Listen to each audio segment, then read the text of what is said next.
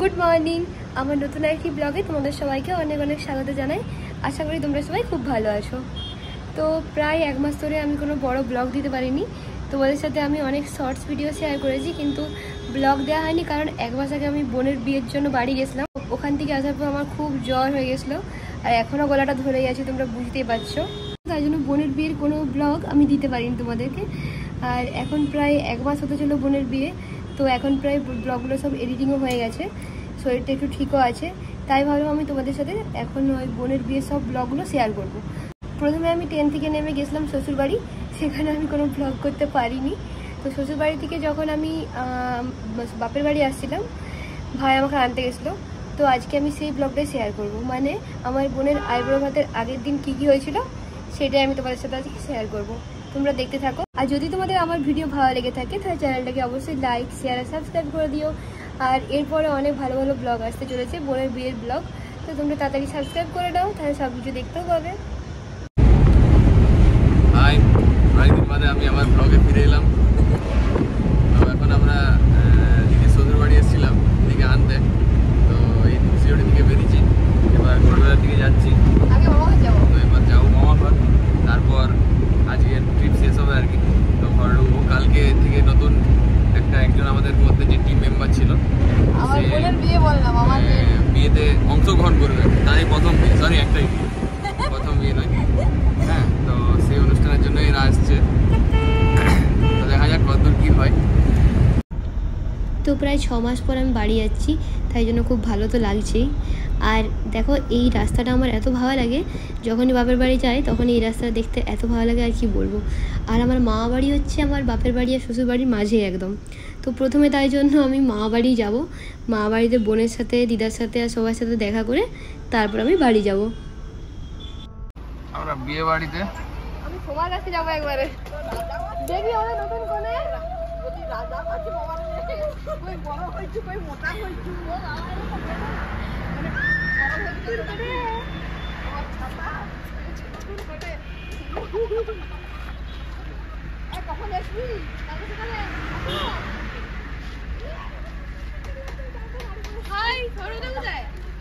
কাল সকালে আমি বুঝবো আমার বিয়ে।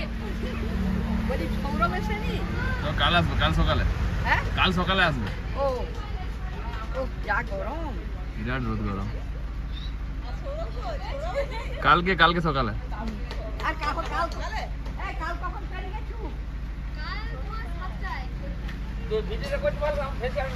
একদম একদম একদম করছি, একদম করছি, ওকে একদম ফুল ফিটিংস। আমি চলে এসেছি এখন ঘর। এই যে আমার ঘর চলে এসেছি গড়বেতাতে। ভাই আমাকে আনতে গেছিল,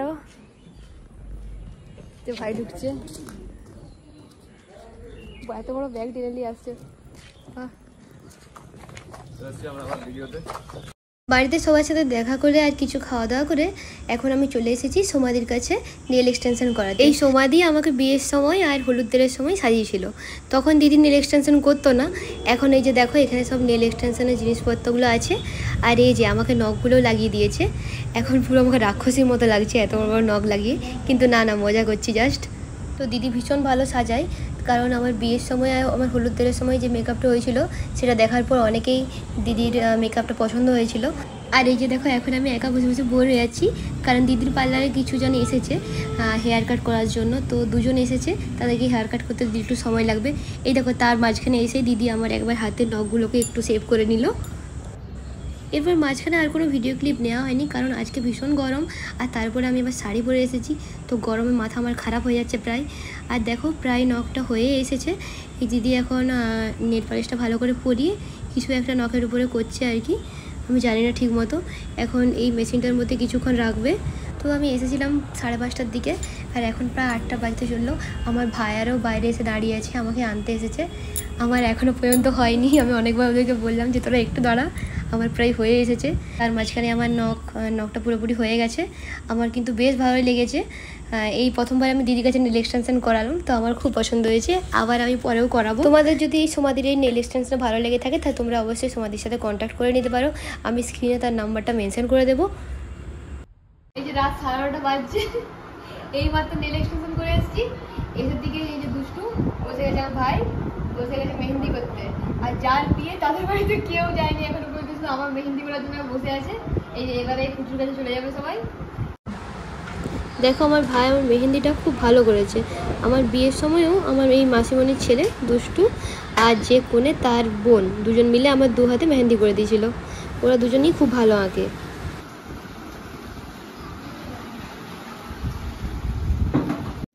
এমনি এরকম তো দুটো দাগ দিয়েছে, ফুলফুল করতে না, ওটা ওই আঙুলে করবো। সত্যি কি করে খাবি রে? হ্যাঁ তোর বিয়ে তো খেতে পারি না, প্রচুর বিয়ে তো বলছি। তাহলে আজকের মতো ব্লগটা এখানেই শেষ করছি। যদি তোমাদের ব্লগটা ভালো লেগে থাকে তাহলে চ্যানেলটাকে অবশ্যই লাইক শেয়ার আর সাবস্ক্রাইব করে দিও। দেখা হচ্ছে আবার পরবর্তী ব্লগে, ততক্ষণের জন্য বাই বাই।